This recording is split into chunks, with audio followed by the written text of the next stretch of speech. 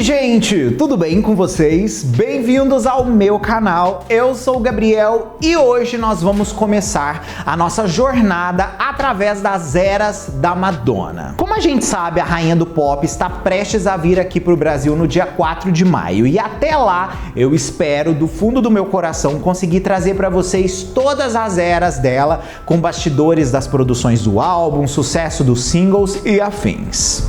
Isso é uma forma também de eu valorizar o legado da maior artista que nós temos hoje do universo pop e que, assim, merece ser respeitada até o último dia da existência do planeta Terra. Antes da gente começar, já sabe, se você não é inscrito aqui no canal, já se inscreve, vem fazer parte da nossa comunidade. Aqui eu falo de música pop e entretenimento e vai ser maravilhoso ter você aqui com a gente. Além disso, tem a loja de camisetas aqui do canal com várias estampas inspiradas pela Madonna e suas eras musicais incríveis. Se por acaso você ainda não tem a sua e quer usar no show, aproveita para pegar uma. O link tá fixado no topo aqui dos comentários ou na descrição do vídeo. Com um clique você chega lá e confere tudo. Bom, eu acho que é muito importante a gente entender que a Madonna é uma artista que ela começou do nada. Ela realmente era muito jovem e estava se esforçando demais na vida que ela tinha em Nova York com apenas 24 anos para conseguir uma carreira artística. Ela fez parte de uma bandinha chamada Breakfast Club, que era bem pequena, mas cantava hard rock. Ela fazia parte dessa banda junto com seu namorado da época. Vale lembrar que a Madonna chegou a afirmar que nesse primeiro momento da carreira dela, ela teve vários namorados que ela se relacionou porque simplesmente eles tinham um chuveiro para ela tomar banho. Ela disse que como a vida dela era muito precária, muitas vezes ela se unia a certos caras por algumas coisas bem específicas e um bom chuveiro era uma delas. Inclusive ela afirmou isso durante a Celebration Tour dela recentemente. Depois do final do Breakfast Club, a Madonna fez uma outra banda chamada The Millionaires, que em determinado momento muda o nome para Amy. Amy era um dos vários apelidos que a Madonna tinha e acabou que a banda resolveu usar isso para poder também se promover. Em 1981, a banda foi fazer um show no Maxas, Kansas City, e Adam Outler e Camille Barbone, da Gotham Records, viram o show e resolveram assinar um pequeno contrato de gravação com Madonna. Nessa época, a Madonna meio que já era conhecida naquela ceninha gay, e eles viram nela um bom potencial para fazer uma grana. Só que tinha um pequeno porém que a Madonna acabou abandonando essa gravadora. A Gotham queria que a Madonna fizesse um projeto de rock and roll, que afinal de contas meio que era o que a banda dela fazia musicalmente. Vale lembrar que naquele determinado momento, o rock era um estilo de música que estava bem assim no mainstream. Não existia muito aquela vibe disco que a Madonna queria fazer, né? Aquilo ainda estava crescendo dentro do mercado. E o que aconteceu?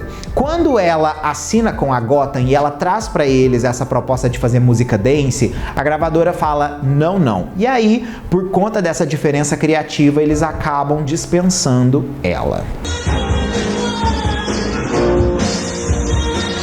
Aqui nesse momento eu acho que é muito importante a gente já perceber que a Madonna, ela sempre foi muito de acordo com o que ela acreditava que seria o melhor para ela mesma. Ela nunca foi uma pessoa que fez o que o pessoal mandava ela fazer. Isso é muito importante porque quando a gente analisa a indústria do entretenimento em geral, muitas mulheres que vieram pós-Madonna resolveram fazer coisas que as pessoas mandavam elas fazer e não exatamente criavam suas próprias identidades. Isso já é, claro, um papo para um outro vídeo, mas façam essa análise dessa forma.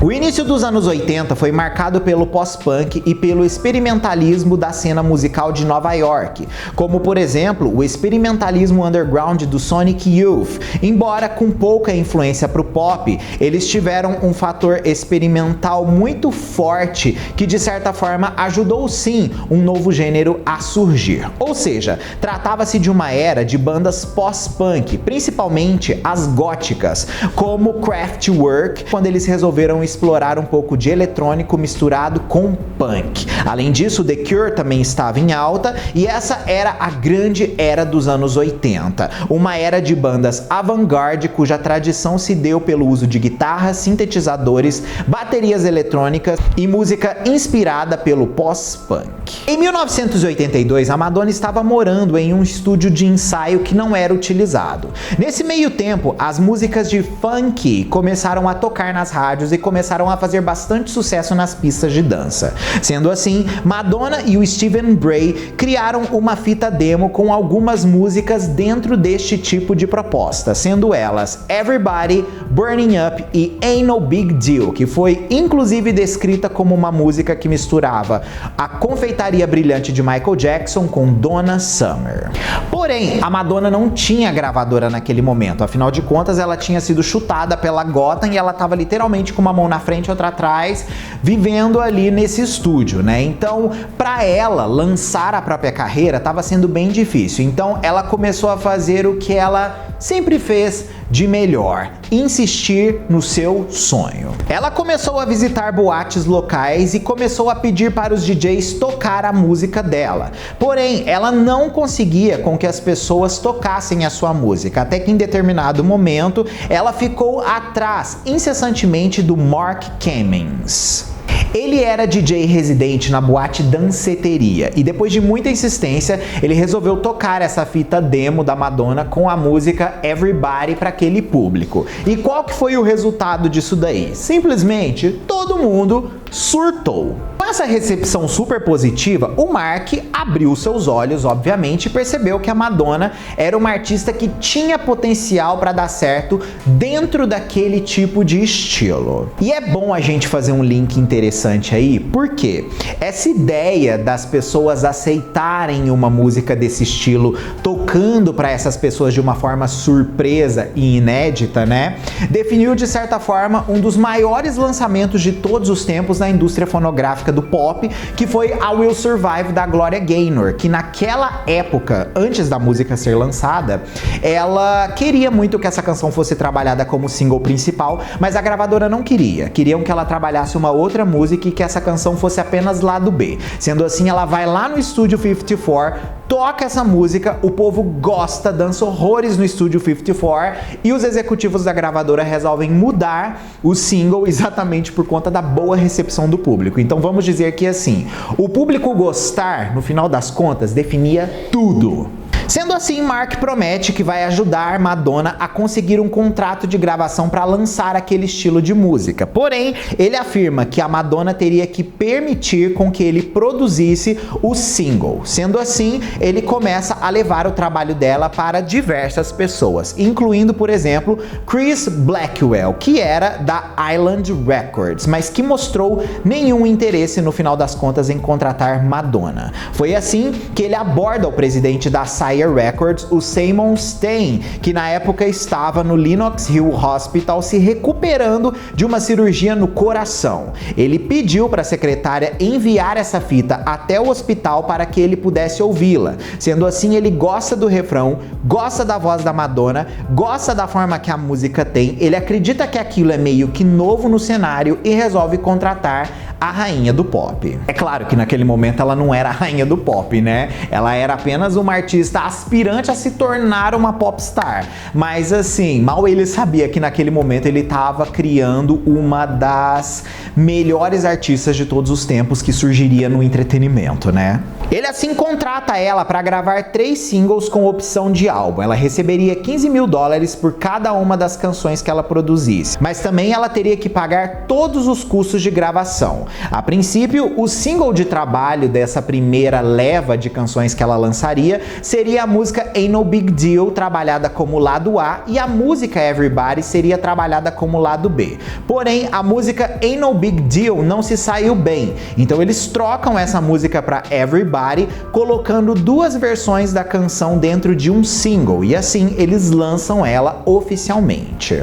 A música se tornou um sucesso relevante nas paradas de música dance da Billboard, o que chamou muito a atenção do público para aquela nova artista que estava surgindo com com um som que era muito cativante. Sendo assim, a Madonna chega no número 3, que basicamente era impossível de pensar que uma artista pop como ela estaria tocando tanto no cenário daquela época. Mais tarde, ela é colocada em estúdio com Reggie Lucas pelo executivo da Sire que cuidava da carreira dela. Ele sentia que a Madonna precisava trabalhar com alguém que realmente pudesse ajudá-la com seus vocais. E assim, no momento que Reggie conhece a Madonna, ele simplesmente não fica muito impressionado com aquela artista.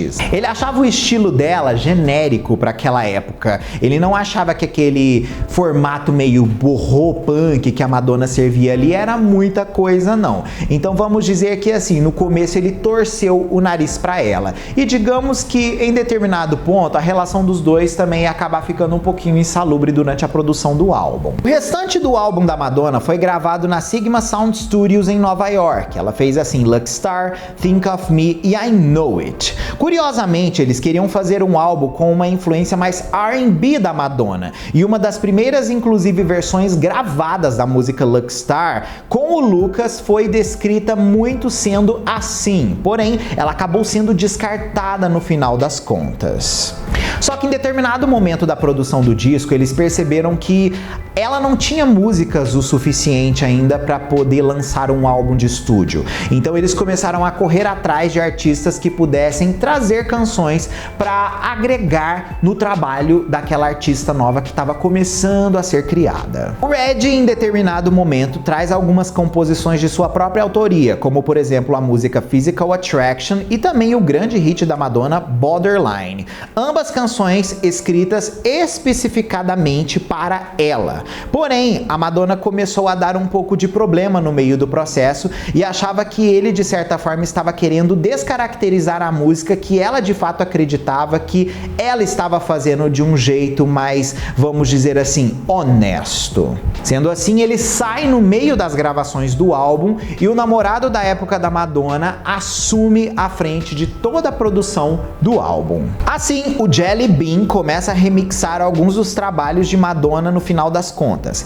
Ele trabalha na música Burning Up e Lucky Star na versão final. Ele fez alguns riffs de guitarra, fez vocais extras e deu uma vibe mais new wave para o projeto. Porém, uma outra situação surgiu no meio da produção do álbum, quando a música Ain't No Big Deal foi, de certa forma, vendida para uma outra banda, que no caso era a Barracuda, se tornando indisponível naquele determinado momento para a Madonna poder colocar no seu álbum de estreia. Isso daí gerou um grande problema na produção do disco, porque meio que eles já queriam entregar o trabalho com aquela primeira música que já tinha sido apresentada no demo, né? Só que no final das contas eles não estavam conseguindo fazer isso. E aí o bofe da Madonna vai atrás de mais uma música para tentar substituir Ain't No Big Deal. E assim, meu amor, ele consegue simplesmente um hino, Holiday.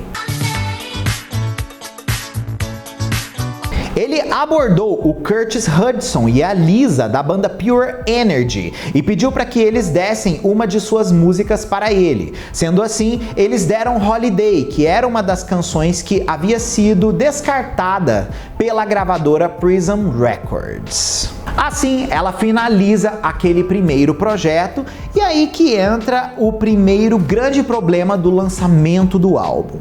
O nome. A princípio, a Madonna queria chamar o álbum de Lucky Star. Inclusive, ela chegou a fazer um ensaio fotográfico para o álbum e fez uma capa para o álbum com o título de Lucky Star. Inclusive, a gente tem disponível essa capa aí. Porém, ela sentia que aquilo ali não estava comunicando muito bem, no final das contas, com o tipo de artista que ela queria se tornar. Então, ela resolve fazer um rebranding completo da versão física e visual do álbum, mudando a capa e o título.